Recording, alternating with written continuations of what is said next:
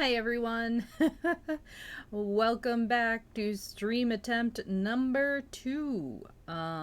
Sorry about that. I was having issues and I said screw it and decided to just restart because it was out of my control. I'm having issues with the quality of the stream resolution and all that. I'm going to attempt to fix it again afterwards. I had tried to make it a better resolution for everyone the first time, but I was dropping 50% of my frames. So I know I'm not really doing anything major today. It's just a story time, but I don't like the fact that it was doing that. So back down to a lower resolution. Hopefully I'll be able to figure it another time or something. Anyway, hello, welcome. I hope you can hear me. If the volume is okay, please let me know. Today we're doing The Murder of Roger Ackroyd by Agatha Christie, part 2. Well, it's not really part 2. We finished chapters 1 through 4. We're going to be starting chapter 5 and moving on from there. So let me get my book. Where did I put my book? It's right here. And I don't know why my model keeps adjusting every time I do. That's not cool either. So I'm going to be adjusting myself a lot during this, apparently. Let's see if I move my head. No? Okay.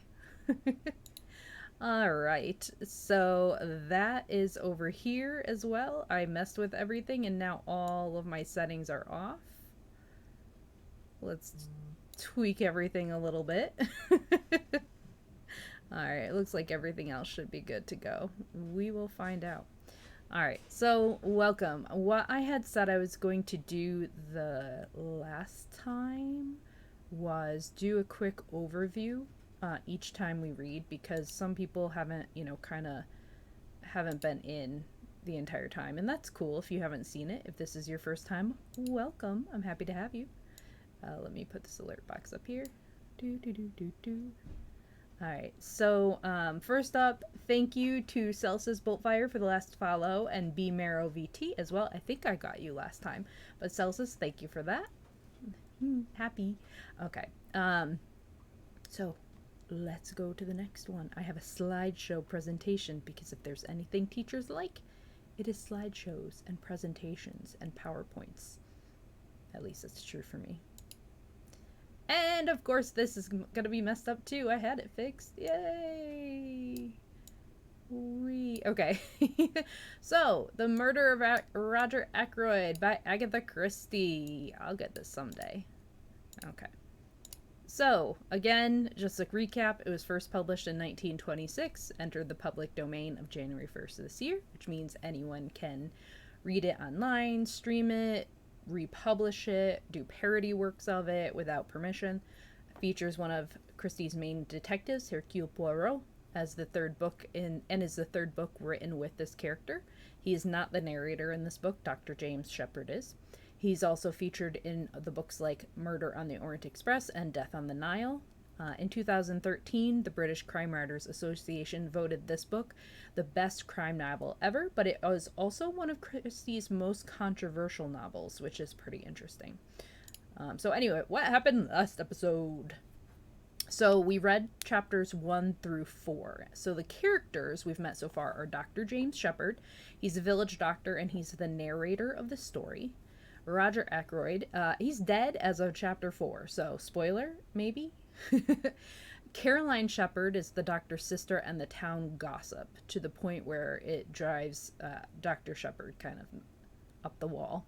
Ralph Patton is Ackroyd's adopted son. He's also very pretty boy, has a way with the ladies. Flora Ackroyd is the niece and Ralph's fiancée.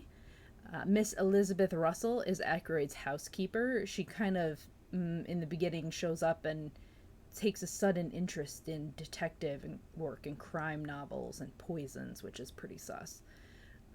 Mrs. Ferrars, who is dead at the start of the book, and she has an affair with Ackroyd, which makes her kind of sus, except she's dead. Mr. Ferrars was dead before the book, presumed poisoned by Mrs. Ferrars because she admitted to Roger Ackroyd that she did it through various means, and Ackroyd kind of confirmed that is what she had told him. And then we have Mr. Perrott. That's what the Dr. Shepard calls him. He's the neighbor who's throwing things over the fence at one point and makes Shepard angry, but then he talks to him and kind of apologizes and whatnot. But he is not who he seems to be, which pretty sure by the name you can kind of figure out who he really is. All right, so what happened the plot-wise, basically, quick summary is this. Mrs. Ferrars is found dead. Caroline is a gossip and says she felt guilty of poisoning her husband. Her brother, Dr. Shepard, is annoyed by her habits, but later learns that it is actually true, according to Roger Ackroyd, with whom she was having an affair. Small town village, tragic gossip. Ralph Patton was seen in town, but his father, Ackroyd, claims he was not. He was in the city. Ralph was overheard talking to a woman in the woods in secret about what seems to be his tenuous inheritance. Now, as the only child of Ackroyd, he stands to gain everything, but lose everything too. Dr. Shepard is invited to dinner with a bunch of people from the village, and later that night, after Ackroyd admitted he was terrified, Shepard gets a call stating that Ackroyd was found dead, and that's where we left off on the story, and that is where we're going to pick up. So, let me take a sip of water, and then we'll go. Okay, this is a lot of reading, so I'm not sure how much we'll read tonight. Oh no, there's a map in here. I'll have to describe it to you as best I can. But okay, chapter 5, murder. And let me go back to my... close that. Okay, there we go. I'm back in the class. Back in my library. Murder. I got out the car in next to no time and drove rapidly to Fernley. Jumping out, I pulled the bell impatiently. There was some delay in answering, and I rang again. Then I heard the rattle of the chain, and Parker, his impassivity of countenance quite unmoved, stood in the open doorway. I pushed past him into the hall. "Where is he?" I demanded sharply. "I beg your pardon, sir?" "Your master, Mr. Ackroyd. Don't stand there staring at me, man. Have you notified the police?" "The police, sir? Did you say the police?" Parker stared at me as though I were a ghost. "What's the matter with you, Parker? If, as you say, your master has been murdered..." A gasp broke from Parker. "The master? Murdered? Impossible, sir." It was my turn to stare. "Didn't you telephone me not 5 minutes ago and tell me that Mr. Ackroyd had been found murdered?" "Me, sir? Oh, no, indeed. I wouldn't dream of doing such a thing." "Do you mean to say it's all a hoax? That there's nothing the matter with Mr. Ackroyd?" "Excuse me, sir. Did the person telephoning use my name?" "I'll give you the exact words I heard. Is that Dr. Shepard? Parker, the butler at Fernley, speaking. Will you please come at once, sir? Mr. Ackroyd has been murdered." Parker and I stared at each other blankly. "A very wicked joke to play, sir," he said at last, in a shocked tone. "Fancy saying a thing like that." "Where's Mr. Ackroyd?" I asked suddenly. "Still in the study, I fancy, sir. The ladies have gone to bed, and Major Blunt and Mr. Raymond are in the billiard room." "I think I'll just look in and see him for a minute," I said. I know he didn't want to be disturbed again, but this odd practical joke has made me uneasy. I'd just like to satisfy myself that he's all right. "Quite so, sir. It makes me feel quite uneasy myself. If you don't object to my accompanying you as far as the door, sir." "Not at all," I said. "Come along." I passed the door on the right. Parker, on my heels, traversed the little lobby where a small flight of stairs led upstairs to Ackroyd's bedroom, and tapped on the study door. There was no answer. I turned the handle, but the door was locked. "Allow me, sir," said Parker. I just realized that E might be on... Nope. Okay.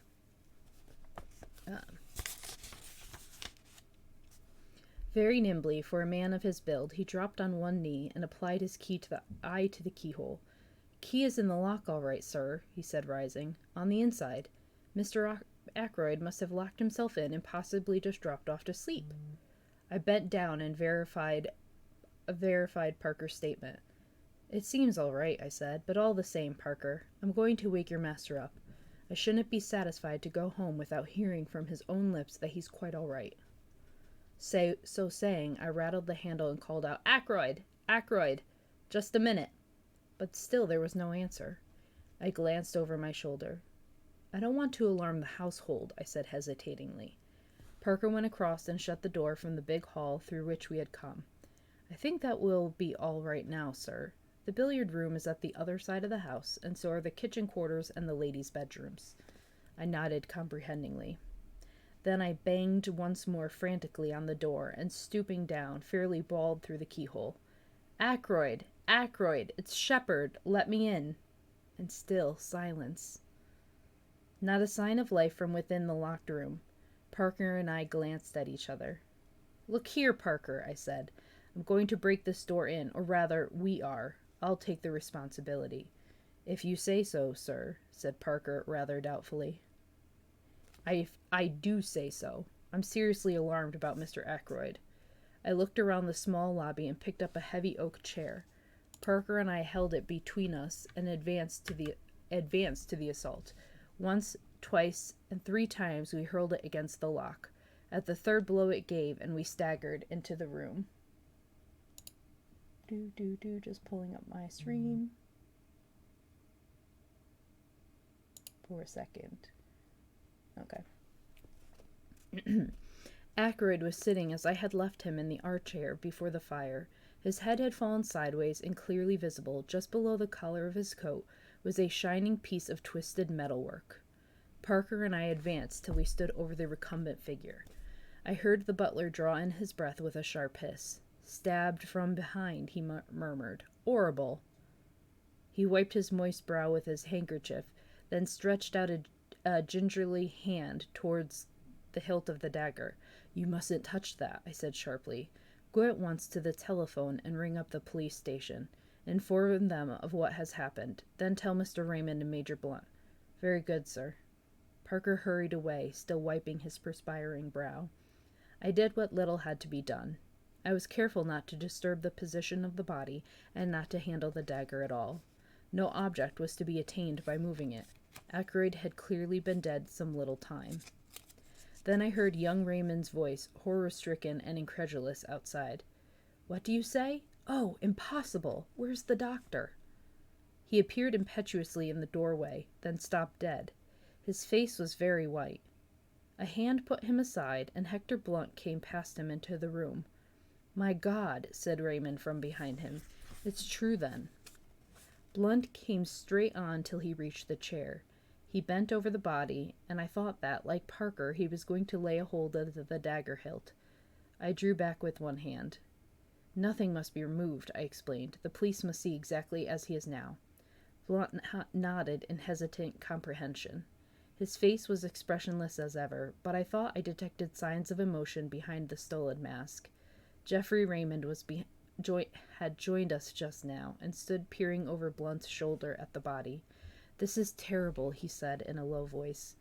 He had regained his composure, but as he took off the pince-nez he habitually wore and polished them, I observed that his hand was shaking. "Robbery, I suppose," he said. "How did the fellow get in? Through the window? Has anything been taken?" He went towards the desk. "You think it's burglary?" I said slowly. "What else could it be? There's no question of suicide, I suppose." "No man would stab himself in such a way," I said confidently.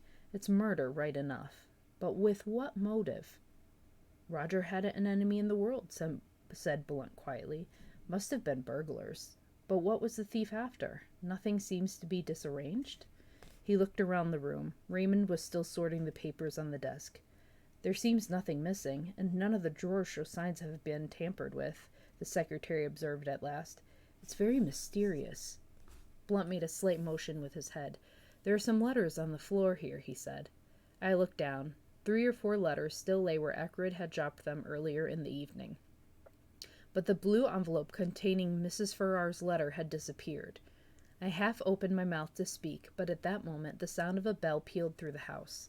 There was a confused murmur of voices in the hall, and then Parker appeared with our local inspector and a police constable. "Good evening, gentlemen," said the inspector. "I'm terribly sorry for this. A good, kind gentleman like Mr. Ackroyd. The butler says it's murder. No possibility of accident or suicide, doctor? None whatever, I said. Ah, a bad business. He came and stood over the body.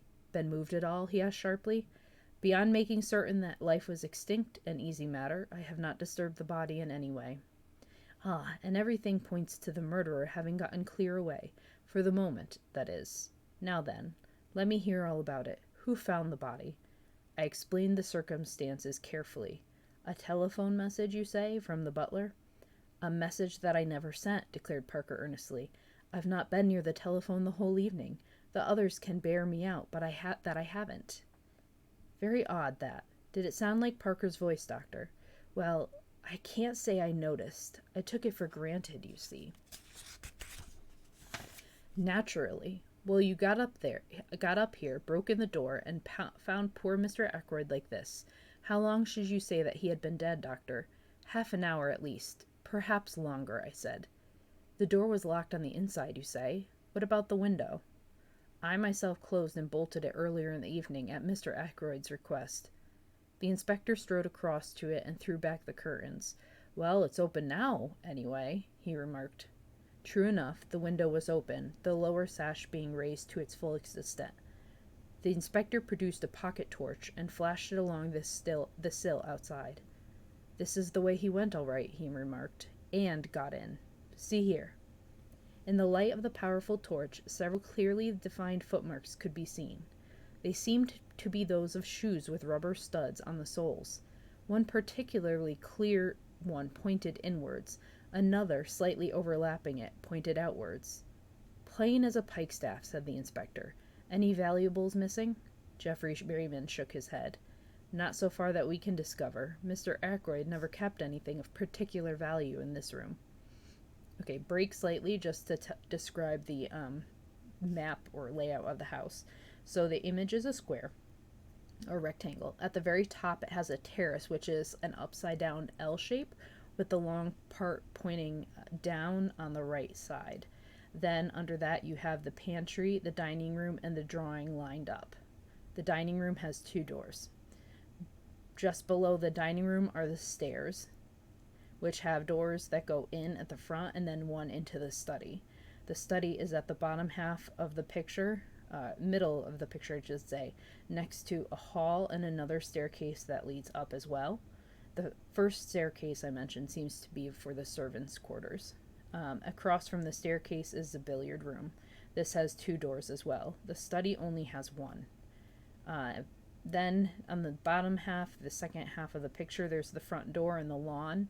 And there's a path that leads from the lawn and the walkway on the main door, the front door, to the terrace. There's also a summer house and a lodge in the back of the property. Okay. Said the inspector. Man found an open window. Climbed in, saw Mr. Ackroyd sitting there. Maybe he'd fallen asleep. Man stabbed him from behind, then lost his nerve and made off. But he's left his tracks pretty clearly. We ought to get hold of him without much difficulty. No suspicious stranger's been hanging about anywhere? Oh, I said suddenly. What is it, Doctor? I met a man this evening, just as I was turning out of the gate. He asked me the way to Fernley Park. What time would that be? Just 9 o'clock. I heard it chime the hour as I was turning out of the gate. Can you describe him? I did so to the best of my ability. The inspector turned to the butler. Anyone answering that description come to the front door? No, sir. No one has been to the house at all this evening. What about the back? I don't think so, sir, but I'll make inquiries. He moved towards the door, but the inspector held up a large hand. No, thanks. I'll do my own inquiring. But first of all, I want to fix the times a little more clearly. When was Mr. Ackroyd last seen alive? Probably by me, I said, when I left at, let me see, about 10 minutes to 9. He told me that he didn't wish to be disturbed, and I repeated the order to Parker. Just so, sir, said Parker respectfully. Mr. Ackroyd was certainly alive at 9:30, put in Raymond, for I heard his voice in here talking. Who was he talking to? That I don't know. Of course, at the time I took it for granted that it was Dr. Shepherd who was with him. I wanted to ask him a question about some papers I was engaged upon, but when I heard the voices I remembered that he had said he wanted to talk to Dr. Shepherd without being disturbed, and I went away. Again, but now it seems that the doctor had already left. I nodded. I was at home by 9:15, I said. I didn't go out again until I received the telephone call. Who could have been with him at 9:30? Queried the inspector. It wasn't you, Major Blunt, I said. Major Hector Blunt? Asked the inspector, a respectful tone creeping into his voice. Blunt merely jerked his head affirmatively. I think we've seen you down here before, sir, said the inspector. I didn't recognize you for the moment, but you say you were staying with Mr. Ackroyd a year ago last May. June, corrected Blunt. Just so. June it was. Now, as I was saying, it wasn't you with Mr. Ackroyd at 9:30 this evening? Blunt shook his head. Never saw him after dinner, he volunteered. The inspector turned once more to Raymond. You didn't overhear any of the conversation going on, did you, sir? I did catch just a fragment of it, said the secretary, and supposing as I did that it was Dr. Shepherd who was with Mr. Ackroyd, that fragment struck me as distinctly odd. As far as I can remember, the exact words were these. Mr. Ackroyd was speaking. The calls on my purse have been so frequent of late. That is what he was saying. Of late. That I fear it is impossible for me to accede to your request. I went away again at once, of course, so I did not hear any more. But I rather wondered, because Dr. Shepherd does not ask for loans for himself or subscriptions for others, I finished. A demand for money, said the inspector musingly. It may be that here we have a very important clue. He turned to the butler. You say, Parker, that nobody was admitted by the front door this evening. That's what I say, sir. Then it seems almost certain that Mr. Ackroyd himself must have admitted the stranger. But I don't quite see. The inspector went into a kind of daydream for some minutes. One thing's clear, he said at length, rousing himself from his absorption. Mr. Ackroyd was alive and well at 9:30. That is the last moment at which he is known to have been alive. Parker gave vent to an apologetic cough which brought the inspector's eyes on him at once. Well, he said sharply. If you'll excuse me, sir, Miss Flora saw him after that. Miss Flora? Yes, sir. About 9:45 that would be. It was after that she told me Mr. Ackroyd wasn't to be disturbed again tonight. Did he send her to you with that message? No, not exactly, sir. I was bringing a tray with soda and whiskey when Miss Flora, who was just coming out of this room, stopped me and said her uncle didn't want to be disturbed. The inspector looked at the butler with rather closer attention than he had bestowed upon him up to now. You'd already been told that Mr. Ackroyd didn't want to be disturbed, hadn't you? Parker began to stammer. His hands shook. Yes, sir, quite so, sir. And yet you were proposing to do so. I'd forgotten, sir. At least, I always bring the whiskey and soda about that time, sir, and ask if there's anything more, and I thought, well, I was doing as usual without thinking. It was at this moment that it began to dawn upon me that Parker was most suspiciously flustered. The man was shaking and twitching all over. Said the inspector. I must see Miss Ackroyd at once. For the moment, we'll leave this room exactly as it is. I can return here after I've heard what Miss Ackroyd has to tell me. I shall just take the precaution of shutting and bolting the window. This precaution accomplished, he led the way into the hall, and we followed him. He paused a moment as he glanced up at the little staircase, then spoke over his shoulder to the constable. Jones, you'd better stay here. Don't let anyone go into that room. Parker interposed deferentially. If you'll excuse me, sir, if you were to lock the door into the main hall, nobody could gain access to this part. That staircase leads only to Mr. Ackroyd's bedroom and bathroom. There is no communication with the other part of the house. There once was a door through, but Mr. Ackroyd had it blocked up. He liked to feel that his suite was entirely private. To make things clear and explain the position, I have appended a rough sketch of the right-hand wing of the house. The small staircase leads, as Parker explained, to a big bedroom made by two being knocked into one, and an adjoining bathroom and lavatory. The inspector took in the position at a glance. We went through into the large hall, and he locked the door behind him, slipping the key into his pocket. Then he gave the constable some low-voiced instructions, and the latter prepared to depart. "We must get busy on those shoe tracks," explained the inspector. "But first of all, I must have a word with Miss Ackroyd. She was the last person to see her uncle alive. Does she know yet?" Raymond shook his head. "Well, no need to tell her for another 5 minutes. She can answer my questions better without being upset by knowing the truth about her uncle. Tell her there's been a burglary, and ask her if she would mind dressing and coming down to answer a few questions." It was Raymond who went upstairs on this errand. "Miss Ackroyd will be down in a minute," he said when he returned. "I told her just what you suggested." In less than 5 minutes, Flora descended the staircase. She was wrapped in a pale pink silk kimono. She looked anxious and excited. The inspector stepped forward. "Good evening, Miss Ackroyd," he said civilly. "We're afraid there's been an attempt at robbery, and we want you to help us. What's this room? The billiard room? And we want you to help. Come in here and sit down." Flora sat down composedly on the wide divan which ran the length of the wall and looked up at the inspector. "I don't quite understand. What has been stolen? What do you want me to tell you?" "It's just this, Miss Ackroyd.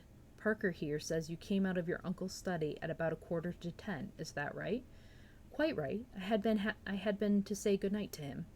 "And the time is correct?" "Well, it must have been about then. I can't say exactly. It might have been later." "Was your uncle alone, or was there anyone with him?" "He was alone. Dr. Shepherd had gone." "Did you happen to notice whether the window was open or shut?" Flora shook her head. "I can't say. The curtains were drawn." "Exactly. And your uncle seemed quite as usual?" "I think so." "Do you mind telling us exactly what passed between you?" Flora paused a minute, as though to collect her recollections. "I went in and said, 'Good night, Uncle. I'm going to bed now. I'm tired tonight.' He gave a sort of grunt, and I went over and kissed him, and he said something about my looking nice in the frock I had on, and then he told me to run away as he was busy. So I went." "Did he ask specifically not to be disturbed?" "Oh, yes, I forgot. He said, 'Tell Parker I don't want anything more tonight, and that he's not to disturb me.' I met Parker just outside the door and gave him Uncle's message." "Just so," said the inspector. "Won't you tell me what it is that has been stolen?" "We're not quite certain," said the inspector hesitatingly. A wide look of alarm came into the girl's eyes. She started up. "What is it? You're hiding something from me." Moving in his usual unobtrusive manner, Hector Blunt came between her and the inspector. She half stretched out her hand, and he took it in both of his, patting it as though she were a very small child, and she turned to him as though something in his stolid, rock-like demeanor promised comfort and safety. "It's bad news, Flora," he said quietly. "Bad news for all of us. Your Uncle Roger—" "Yes?" "It will be a shock to you. Bound to be. Poor Roger's dead." Flora drew away from him, her eyes dilating with horror. "When?" she whispered. "When?" "Very soon after you left him, I'm afraid." "Heidi, thanks," said Blunt gravely. Flora raised her hand to her throat, gave a little cry, and I hurried to catch her as she fell. She had fainted, and Blunt and I carried her upstairs and laid her on her bed. Then I got him to wake Mrs. Ackroyd and tell her the news. Flora soon revived, and I brought her mother to her, telling her what to do for the girl. Then I hurried downstairs again. Chapter 5 is done. Welcome to everyone who's in. ID, thanks for stopping by. I had to stop the first stream and restart it again because it was not behaving well. But it's more or less behaving now, so that's all that matters. Alright. Water. Okay. Chapter 6. The Tunisian Dagger. I met the inspector just coming from the door which led into the kitchen quarters. "How's the young lady, doctor?" "Coming round nicely. Her mother's with her." "That's good. I've been questioning the servants. They all declare that no one has been to the back door tonight. Your description of that stranger was rather vague. Can't you give us something more definite to go upon?" "I'm afraid not," I said regretfully.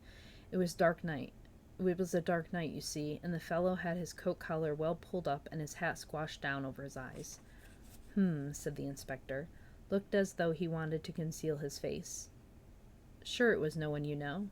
I replied in the negative, but not as decidedly as I might have done. I remembered my impression that the stranger's voice was not unfamiliar to me. I explained this rather haltingly to the inspector. It was a rough, uneducated voice, you say?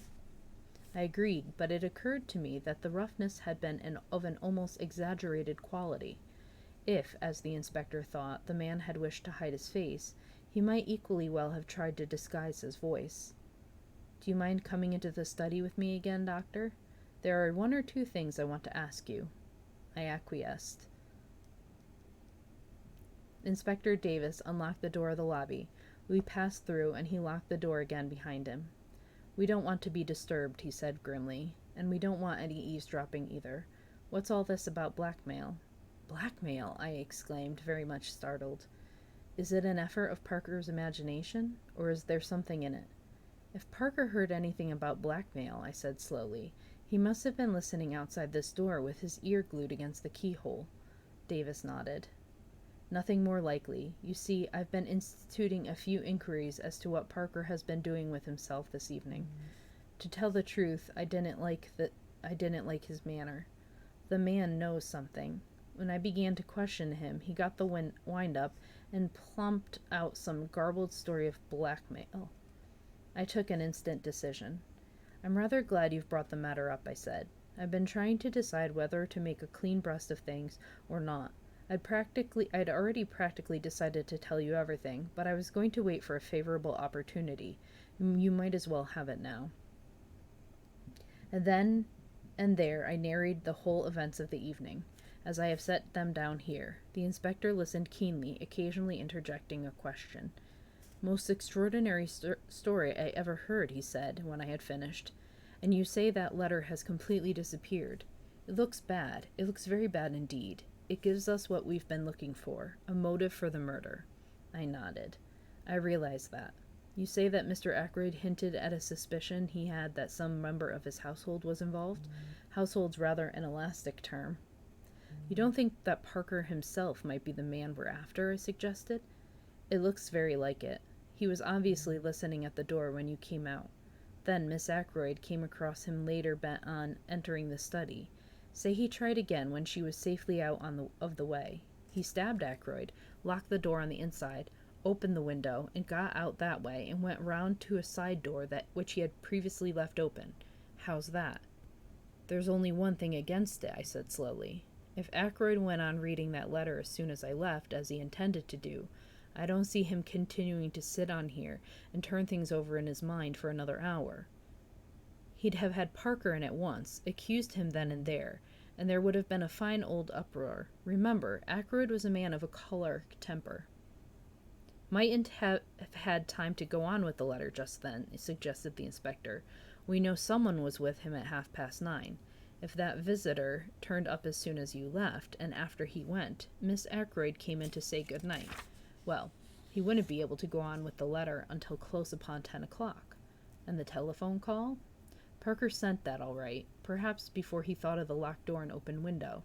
Then he changed his mind, or got in a panic, and decided to deny all knowledge of it. That was it, depend upon it. Yes, I said rather doubtfully. Anyway, we can find out the truth about the telephone call from the exchange. If it was put through from here, I don't see how anyone else but Parker could have sent it. Depend upon it, he's our man, but keep it dark. We don't want to alarm him just yet, till we've got all the evidence. I'll say to it he doesn't give us the slip. To all appearances, we'll be concentrating on your mysterious stranger.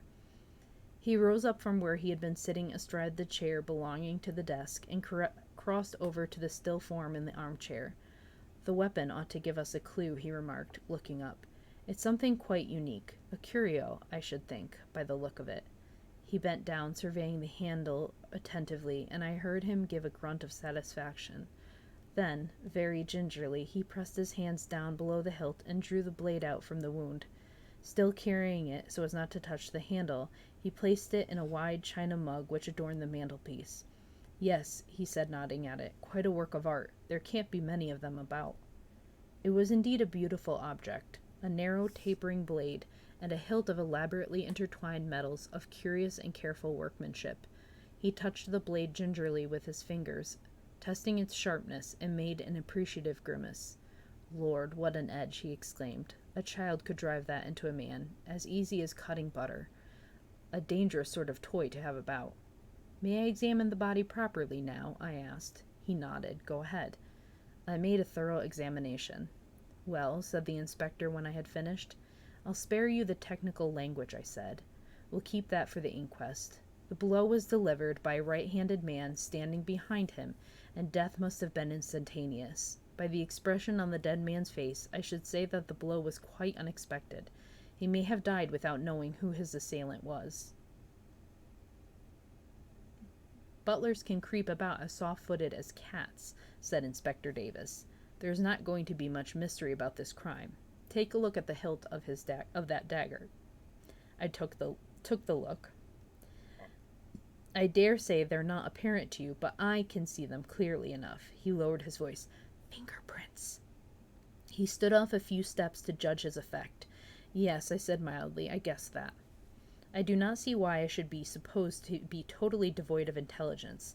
After all, I read detective stories and the newspapers, and am a man of quite average ability. If there had been toe marks on the dagger handle, now, that would have been quite a different thing. I would then have registered any amount of surprise and awe." I think the inspector was annoyed with me for declining to get thrilled. He picked up the china mug and invited me to accompany him to the billiard room.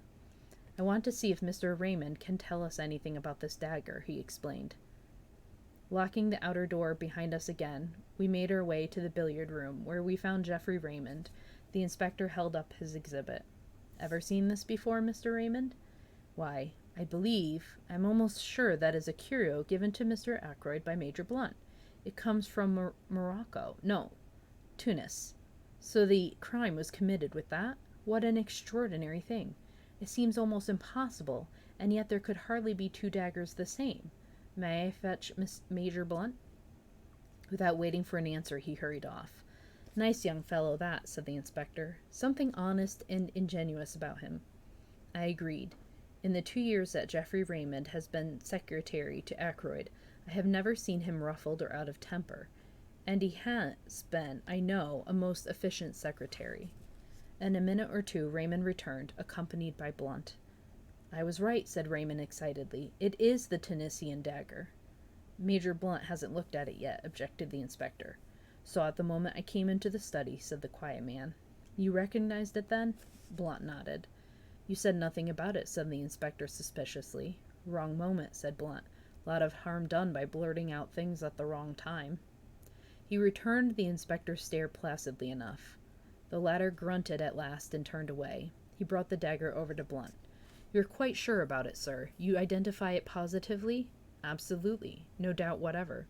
"Where was this, curio usually kept? Can you tell that, sir?" It was the secretary who answered. "In the silver table in the drawing-room." "What?" I exclaimed. The others looked at me. "Yes, doctor?" said the inspector encouragingly. "It's nothing," said the inspector again, still encouragingly. "It's so trivial," I explained apologetically, "only that when I arrived last night for dinner, I heard the lid of the silver table being shut down in the drawing-room." I saw profound skepticism and a trace of suspicion on the inspector's countenance. "How did you know it was the silver table lid?" I was forced to explain in detail, a long, tedious explanation, which I would infinitely rather not have had to make. The inspector heard me to the end. "Was the dagger in its place when you were looking over the contents?" I asked. "I don't know," I said. "I can't say I remember noticing, but, of course, it may have been there all the time." "We'd better get hold of the housekeeper," remarked the inspector, and pulled the bell. A few minutes later, Miss Russell, summoned by Parker, entered the room. "I don't think I went near the silver table," she said, when the inspector had posed his question. "I was looking to see that all the flowers were fresh." "Oh, yes, I remember now. The silver table was open, which it had no business to be, and I shut the lid down as I passed." She looked at him aggressively. "I see," said the inspector. "Can you tell me if this dagger was in its place, then?" Miss Russell looked at the weapon composedly. "I can't say I'm sure," she replied. "I didn't stop to look. I knew the family would be down any minute, and I wanted to get away. Thank you, said the inspector. There was just a trace of hesitation in his manner, as though he would have liked to question her further. But Miss Russell clearly accepted the words as a dismissal and glided from the room. Rather a Tartar, I should fancy, eh? Said the inspector, looking after her. Let me see. This silver table is in front of one of the windows, I think you said, Doctor? Raymond answered for me. Yes, the left-hand window. And the window was open? They were both ajar. Well, I don't think we need to go into the question much farther. Somebody, I'll just say somebody, could get that dagger any time he liked, and exactly when he got it doesn't matter in the least. I'll be coming up in the morning, and the Chief Constable, Mr. Raymond. With the Chief Constable, Mr. Raymond. Until then, I'll keep the key of that door. I want Colonel Melrose to see everything exactly as it is. I happen to know that he's dining out the other side of the county, and I believe staying the night. We watched the inspector take up the jar. I shall have to pack this carefully, he observed. It's going to be an important piece of evidence in more ways than one. A few minutes later, as I came out of the billiard room with Raymond, the latter gave a low chuckle of amusement. I felt the pressure of his hand on my arm, and followed the direction of his eyes. Inspector Davis seemed to be inviting Parker's opinion of a small pocket diary. A little obvious, murmured my companion. So Parker is the suspect, is he? Shall we oblige Inspector Davis with a set of our fingerprints also? He took 2 cards up from the tray, wiped them with his silk handkerchief, then handed one to me, and took the other himself. Then, with a grin, he handed them to the police inspector.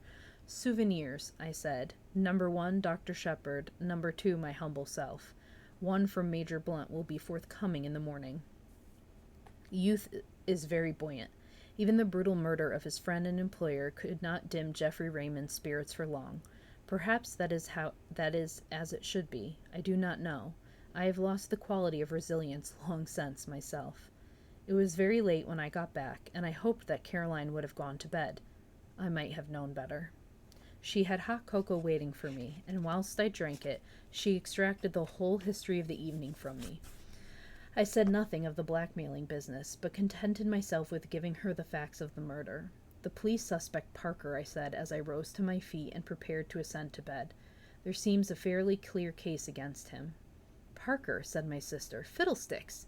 That inspector must be a perfect fool. Parker, indeed. Don't tell me. With which obscure pronouncement we went up to bed. And end of chapter 6. I think I'm going to take a quick commercial break. There's another map in chapter 7. I'll probably read one more chapter and then be done for the night, but I'm going to take a break for a minute. So hang on, guys. I'll be right back. No! God! No! No! God, please, no! No! No! No! Oh, hydrate. Thank you. I am going to hydrate now.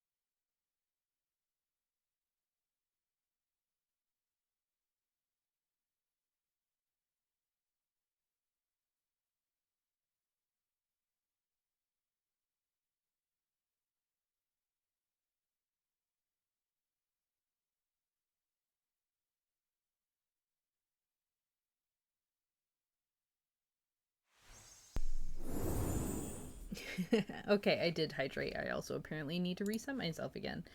That kind of was funny. It came up when I was taking a break. No!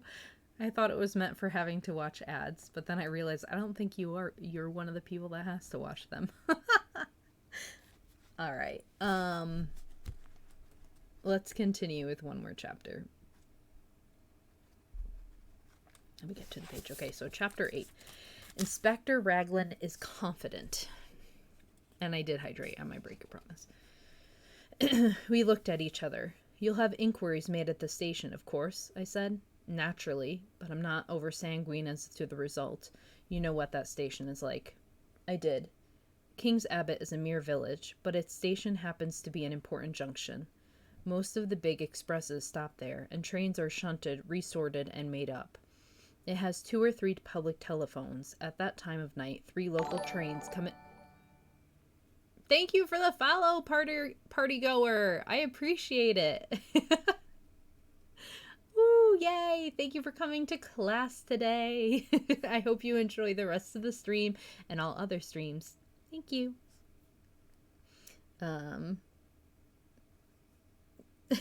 At the time of night, 3 local trains come in close upon each other to catch the connection with the express for the north, which comes in at 10:19 and it leaves at 10:23. The whole place is in a bustle, and the chances of one particular person being noticed telephoning or getting into the express are very small indeed. But why telephone at all? Demanded Melrose. That is what I find so extraordinary. There seems no rhyme or reason in the thing. Poirot carefully straightened a china ornament on one of the bookcases. I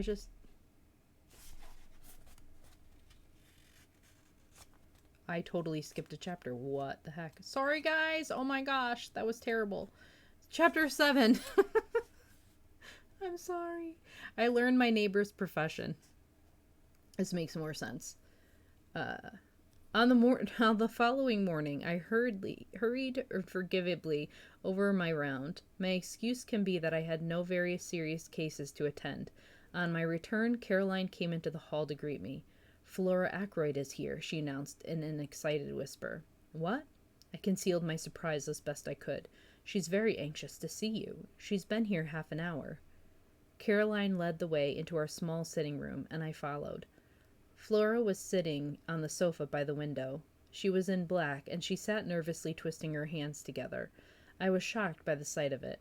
All the color faded away from it. But when she spoke, her manner was as composed and resolute as possible. Dr. Shepherd, I have come to ask you to help me. Of course he'll help you, my dear, said Caroline. I don't think Flora really wished Caroline to be present at the interview. She would, I am sure, have infinitely preferred to speak to me privately, but she also wanted to waste no time, so she made the best of it. I want you to come to the Larches with me. The Larches? I queried, surprised. To see that funny little man, exclaimed Caroline. Yes, you know who he is, don't you? We fancied, I said, that he might be a retired hairdresser. Flora's blue eyes opened very wide. Why, he's Hercule Poirot.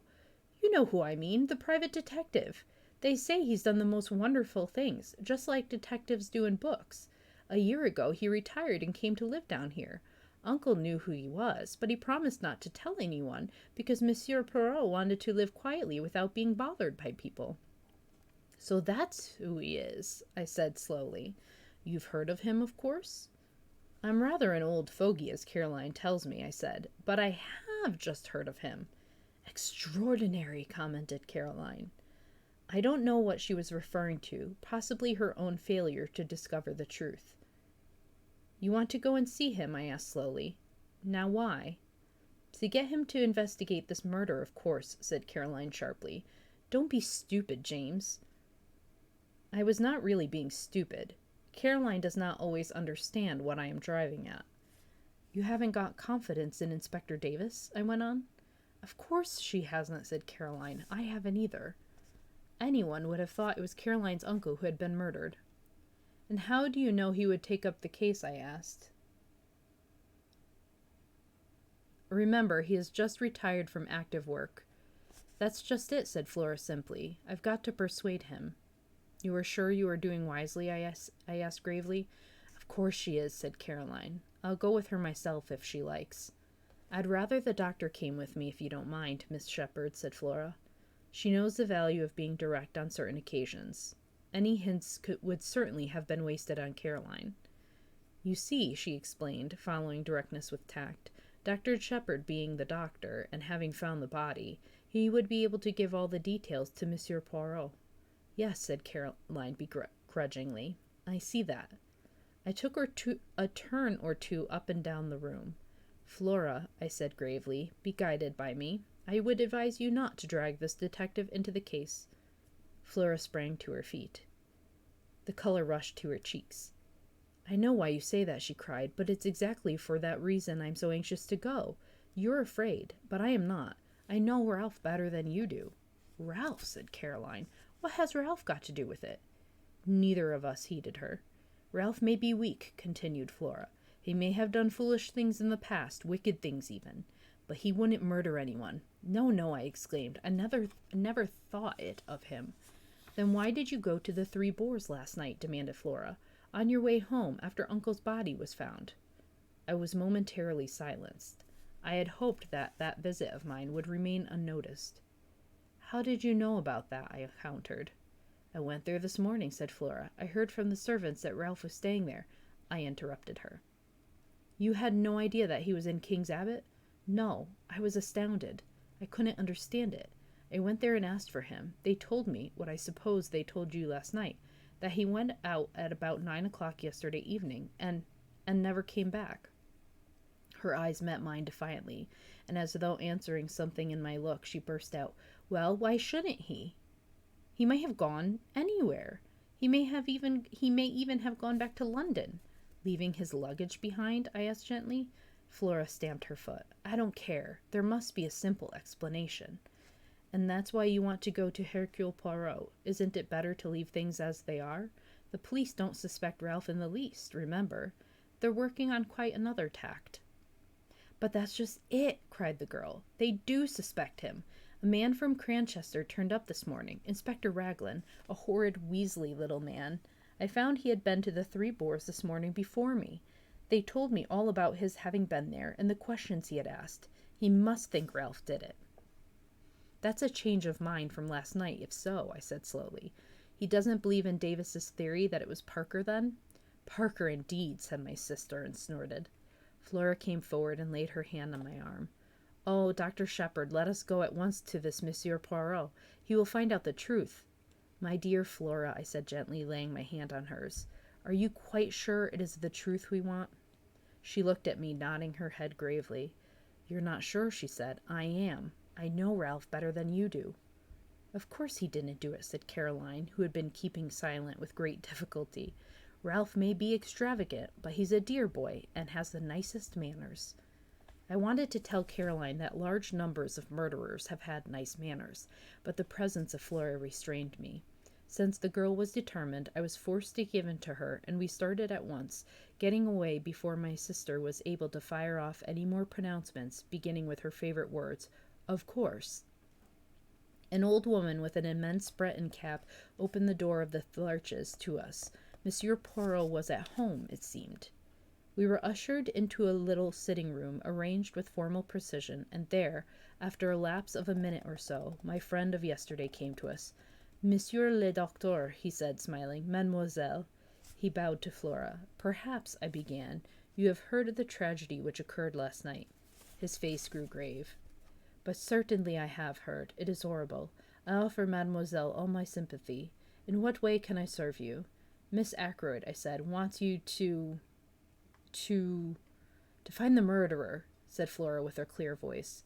I see, said the little man. But the police will do that, will they not? They might make a mistake, said Flora. They are on their way to make a mistake now, I think. Please, Monsieur Poirot, won't you help us?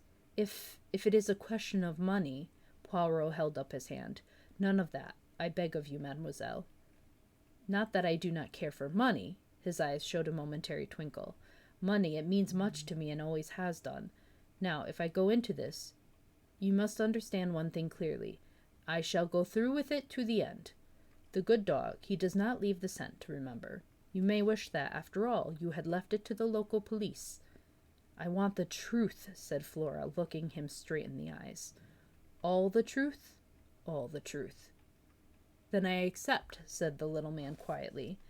and I hope you will not regret those words. Now, tell me all the circumstances. Dr. Shepherd had better tell you, said Flora. He knows more than I do. Thus enjoined, I plunged into a careful narrative, embodying all the faces I have previously set down. Poirot listened carefully, inserting a question here and there, but for the most part sitting in silence, his eyes on the ceiling. I brought my story to a close with the departure of the inspector and myself from Fernley Park the previous night. And now, said Flora as I finished, tell him all about Ralph. I hesitated, but her imperious glance drove me on. You went to this inn, this Three Boars, last night on your way home? Asked Poirot, as I brought my tale to a close. Now exactly why was that?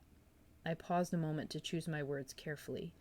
I thought someone ought to inform the young man of his uncle's death. It occurred to me after I had left Fernley that possibly no one but myself and Mr. Ackroyd were aware that he was staying in the village. Poirot nodded. Quite so. That was your only motive in going there, eh? That was my only motive, I said stiffly. It was not to, shall we say, reassure yourself about ce jeune homme? I don't speak French well, so pardon me. Reassure myself? I think, Monsieur le Docteur, that you know very well what I mean, though you pretend not to do so. I suspect that it would have been a relief to you if you had found that Captain Patten had been at home all evening. Not at all, I said sharply. The little detective shook his head at me gravely.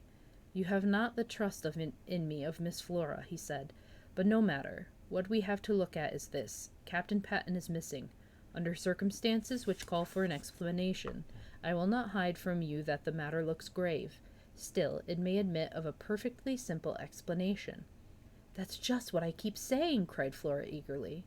Poirot touched no more upon that theme. Instead, he suggested an immediate visit to the local police. He thought it better for Flora to return home, and for me to be the one to accompany him there, and introduce him to the officer in charge of the case. We carried out this plan forthwith. We found Inspector Davis outside the police station looking very glum indeed.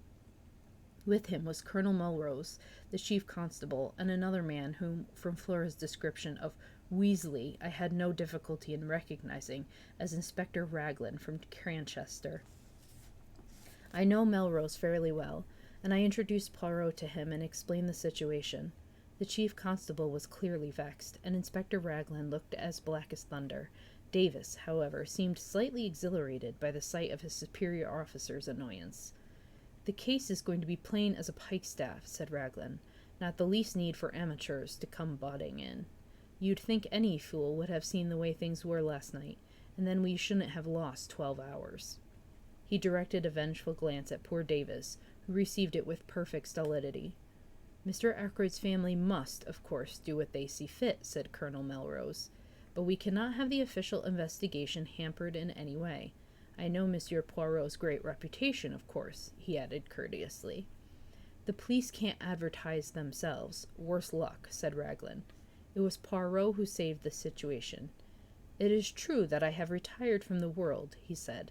I never intended to take up a case again.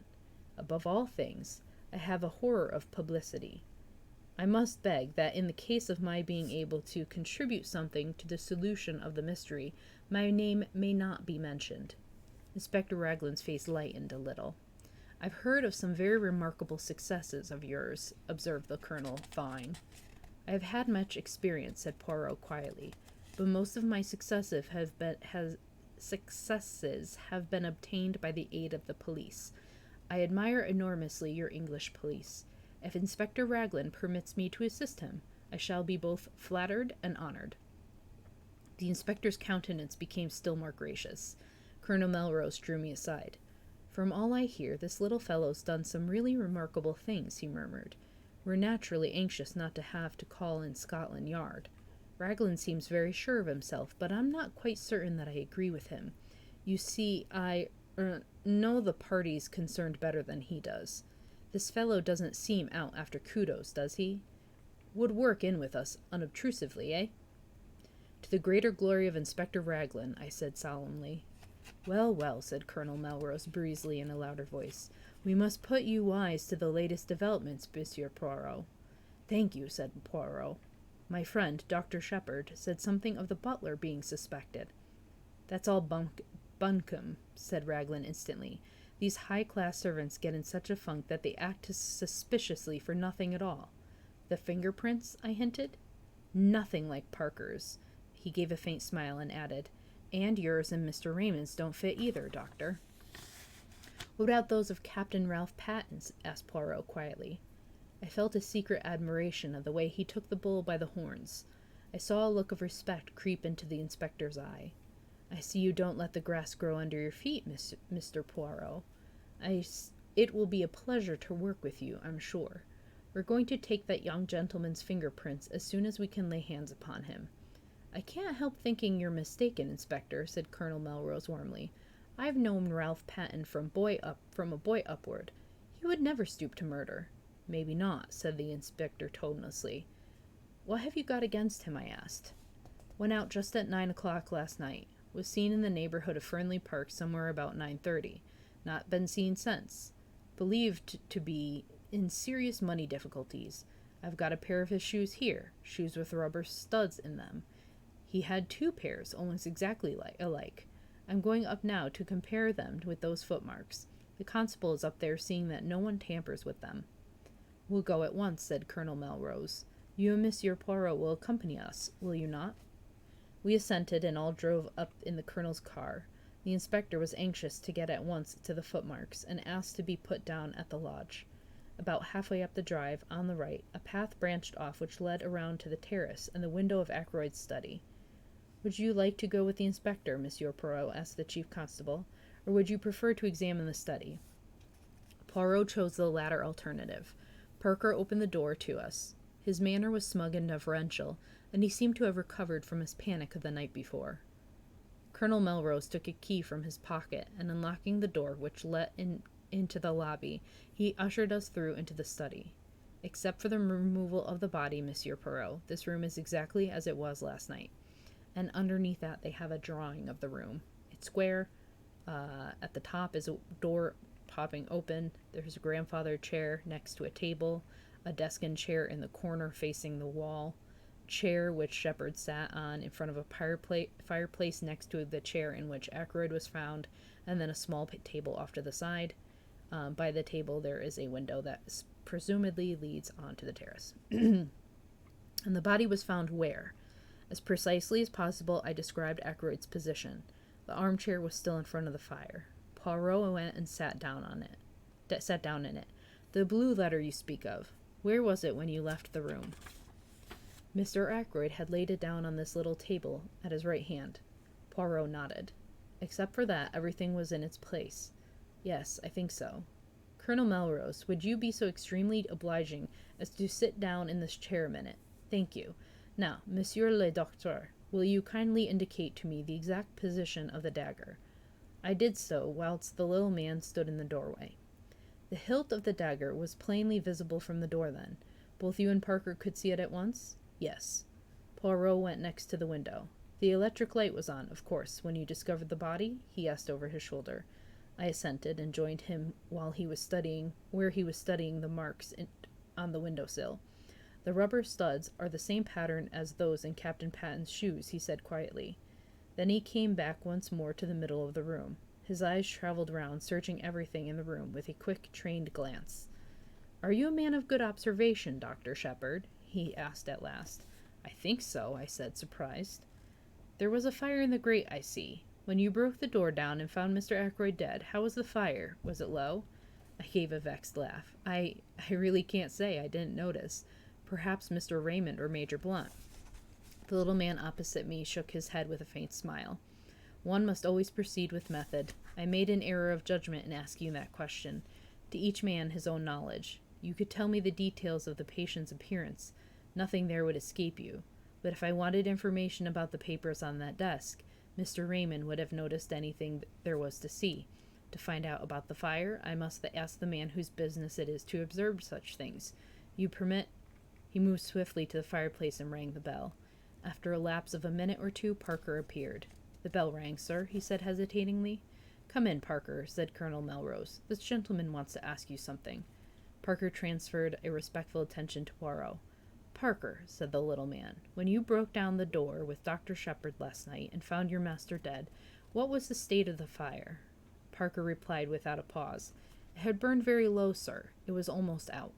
Ah, said Poirot. The exclamation sounded almost triumphant. He went on. Look around you, my good Parker. Is this room exactly as it was then? The butler's eye swept around. It came to rest on the windows. The curtains were drawn, sir, and the electric light was on. Poirot nodded approval. Anything else? Yes, sir. This chair was drawn out a little more. He indicated a big grandfather chair to the left of the door between it and the window. I append a plan to the room with the chair in question marked with an X. Is it marked with an X? It was 2 pages back. Let's see.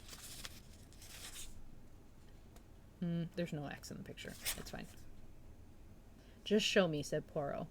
The butler drew the chair in question out a good 2 feet from the wall, turning it so the seat faced the door. Voilà, c'est qui est curieux.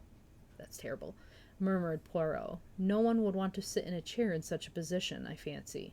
Now, who pushed it back into place again, I wonder? Did you, my friend? No, sir, said Parker. I was too upset with seeing the master and all. Poirot looked across at me. Did you, doctor? I shook my head.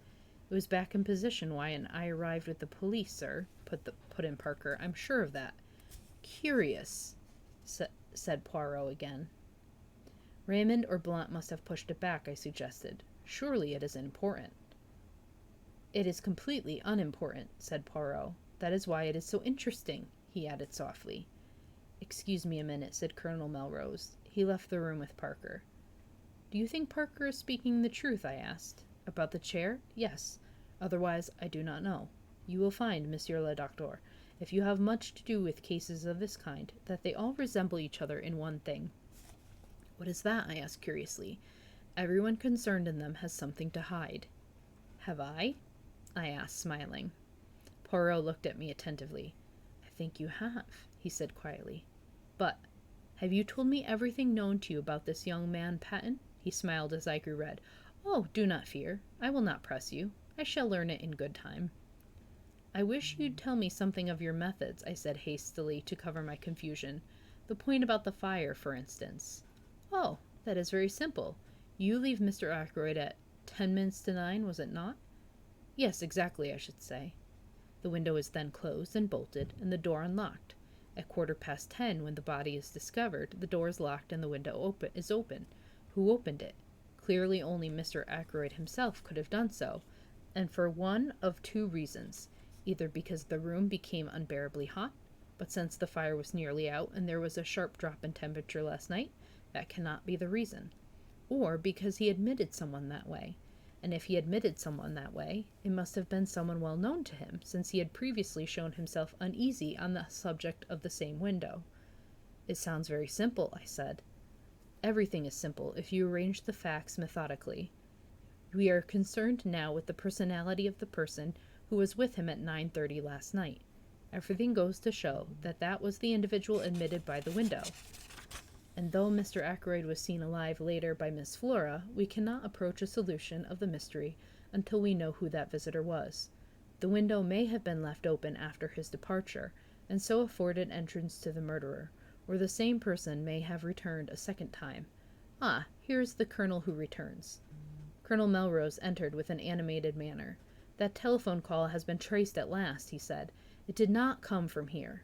It was put through to Dr. Shepherd at 10:15 last night from a public call office at King's Abbot Station, and at 10:23 the night mail leaves for Liverpool. And that is chapter 7. Chapter 8 is not that long, but I think we're an hour into the stream, but I think it's getting kind of late, so I think it's a good place to stop it for now. But let me go switch to my other chatting stream. I'm gonna try to do reading more frequently, but we'll have to see how that goes with everything, and the chat box is kind of all over the place as it usually is. I'll have to adjust everything since I did the thing.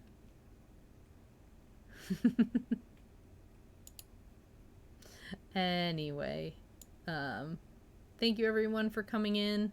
I appreciate it. I will see everyone next stream. Let me see if there's anyone that we can raid. I don't think any of my friends are streaming right now, but we'll take a look and see if there's anyone on. It's raining outside right now, which is really nice. Let's see. We go from a nice cozy stream. Actually, Emrys is chatting. Oh, let's go visit Emrys. He's doing, I think he's raiding Dracula, so we're gonna raid him. I think that'd be a really good thing to do, so let's do that. So we're going to raid Emrys. So thank you everyone for coming in today. I hope you can give Emrys a nice follow. He's a Fae librarian VTuber. He also does reading and such and is pretty cool and chill. So let's head on over.